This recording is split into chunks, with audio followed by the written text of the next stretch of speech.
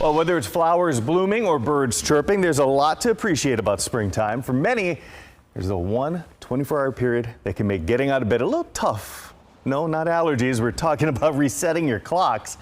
Yeah, adjusting to daylight saving time can be a tough task, especially for those with sleep apnea. Joining us this morning with some tips on how to get quality sleep is Dr. Clarice Glenn with Kaiser Permanente. Thank you so much for joining us. Of course, happy to be here. Okay, so how does losing that hour of sleep really disrupt a lot of folks? Well, studies have shown that even that 1 hour loss of sleep is really disruptive to our heart health. Yeah. The reason for this is because sleep deprivation prevents the heart and the cardiovascular system from undergoing the necessary rest and recovery it needs. So what we've actually found is that in chronically sleep deprived patients, blood pressure spikes, heart rate spikes, and this leads to arrhythmias. It can lead to high blood pressure, among other things. Sure. No, again, it's a laundry list. But for those who already have sleep apnea, this can be especially debilitating.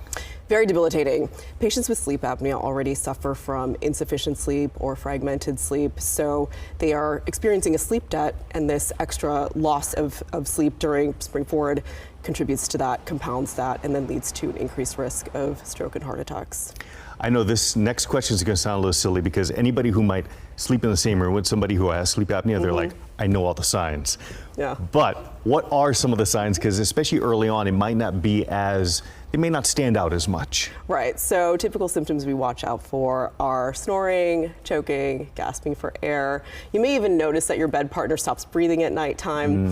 Yeah, that could be scary. And excessive daytime sleepiness is a pretty classic symptom. And I know drowsiness is in there, and some folks can be like, well, I'm always sleep deprived. But especially when you sleep, is there a certain threshold for hours of sleep that it really starts to affect you?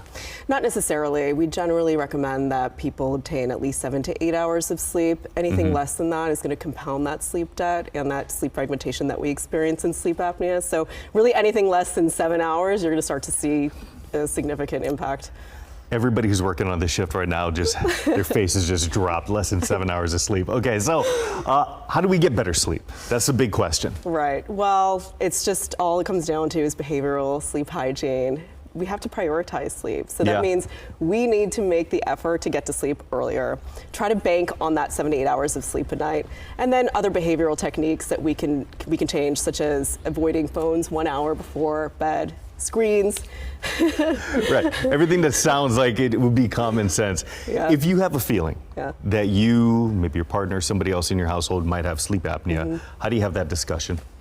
Well, interestingly, most people who have sleep apnea don't know they have it. Sure. Studies have shown that 80% of people who have moderate to severe sleep apnea have no idea that they have this disorder. So usually it's the bed partner that's alerted to the symptoms. Talk about it with your partner, discuss it with your primary doctor, get a referral to a sleep specialist. At Kaiser Permanente, we have many sleep specialists in clinics, and we can help evaluate and treat those patients. All right. Again, well, best of luck to everybody out there because hopefully your partner's very honest with you. Yes. That always helps.